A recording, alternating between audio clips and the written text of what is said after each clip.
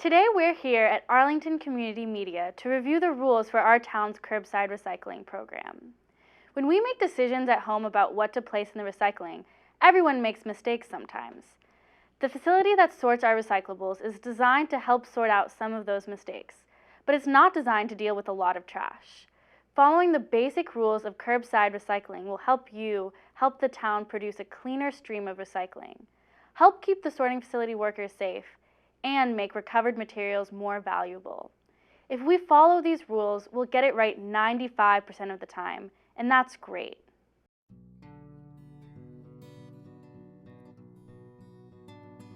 The rule for recycling glass is this: bottles and jars only, no other glass. To prepare your glass for recycling, empty and rinse it and wash it when possible.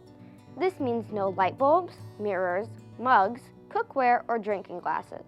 They are not bottles and jars, so they cannot be included in curbside recycling. Lids can be tricky. Since they are not made out of the same material as the bottles and jars, they should be separated, like this, and put in the recycling. Small metal lids will get missed by the magnets during the sorting process, but since many of you will try and recycle these as well, you can collect them in a larger tin can and close them up to keep them inside, like this. This way they will travel through the sorting system with the other metals. Here is an exception to the glass recycling rule: no broken glass. Since broken glass can be dangerous for the workers, secure it inside a paper bag or box like this and place it in the trash. If a bottle breaks as it goes into your recycling container, you don't have to fish it out.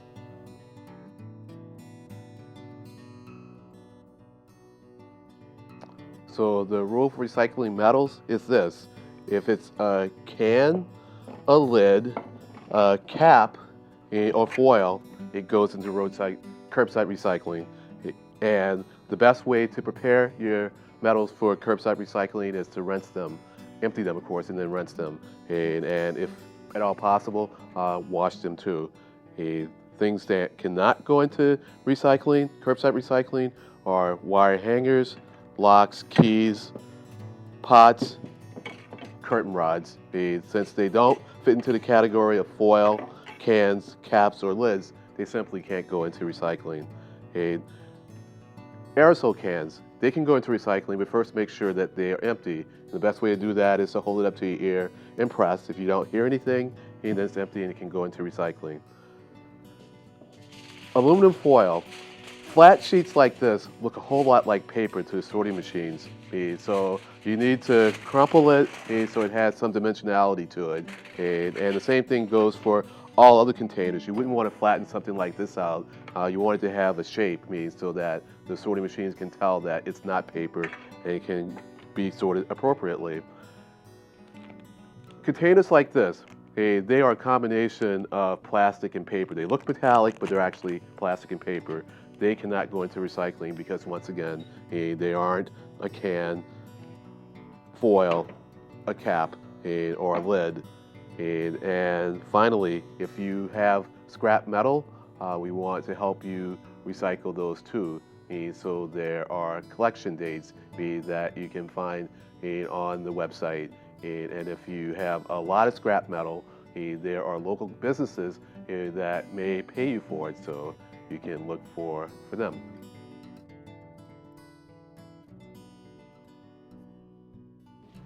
Here's what's important to remember about recycling plastics at the curb. If it's a container 5 gallons in size or smaller, then recycle it with your curbside recycling.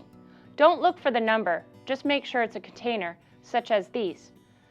Prepare for your recycling by rinsing and washing it whenever possible. For tougher items like nut butter jars, scrape them well and place them in the dishwasher if you have one. It's better to place them in the trash than to put them in the recycling bin if they're dirty. And remember to flatten your containers, but not too flat so they have some shape in order for the recycling facility to sort them properly.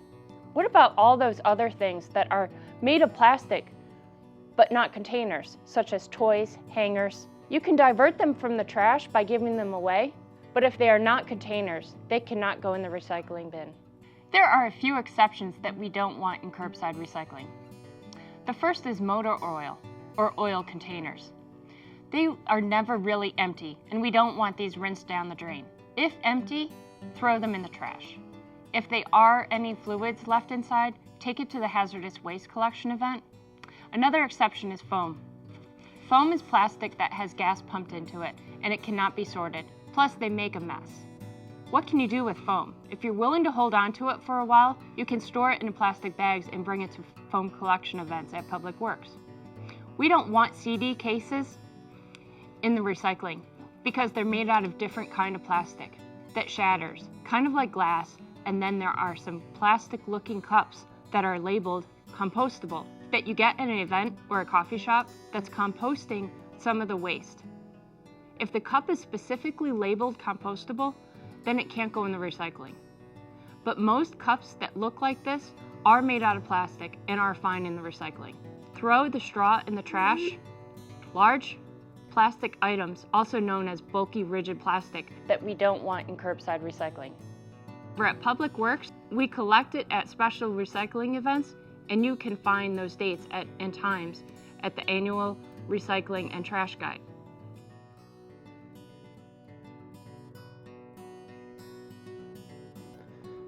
You know you can recycle plastic containers in your curbside recycling, but don't think of plastic bags as a container, and don't include these in your recycling.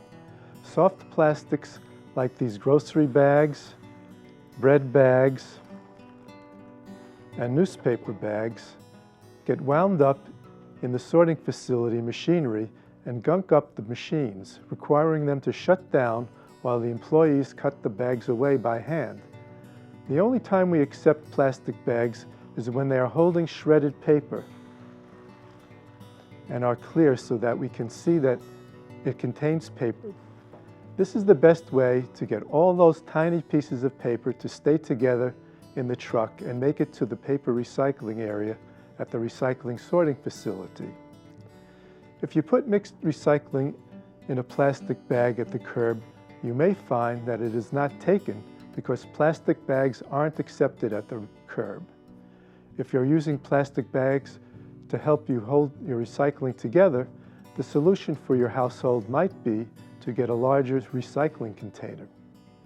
So, how can you recycle plastic bags? Stretchy types of plastic bags, such as grocery bags, produce bags, bread bags, and newspaper bags, can all be returned to local grocery stores for recycling. If you don't see the collecting bin at the entrance or exit, ask customer service where to place your plastic bags for recycling. How can you be sure which bags are recyclable this way? Bags that are see-through and a little stretchy can be included. That includes bubble wrap and zip-type bags. It helps if you rip off the hard kind of zippers. You'll know that a bag is not recyclable at the grocery store if you cannot see through it or if it's not stretchy at all, such as this crinkly sounding bag. If you're not sure about a particular bag, please use this rule. When in doubt, throw it out.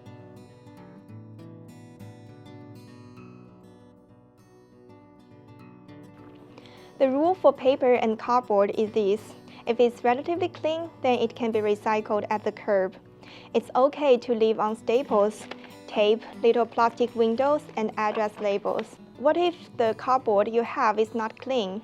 This pizza box has a clean top and relatively clean bottom, so you can recycle the whole thing.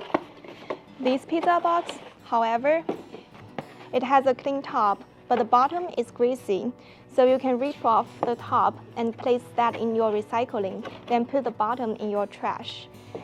If you have a lot of cardboard boxes, you can nest them inside each other. But remove all plastic bubble wrap and foam because these are not recyclable in our curbside recycling. There are a few exceptions to recycling paper and cardboard.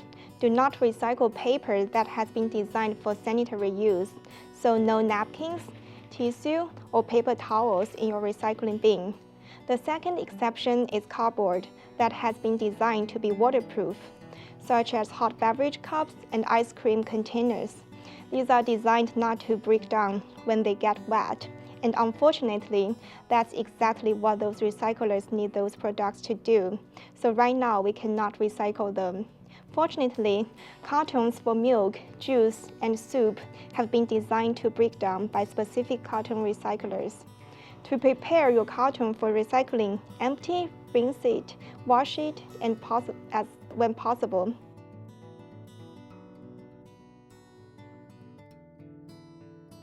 When you have a small amount of a different material in a single recyclable item, say tape or a label on a box, we don't have to go crazy separating them. It's fine to recycle.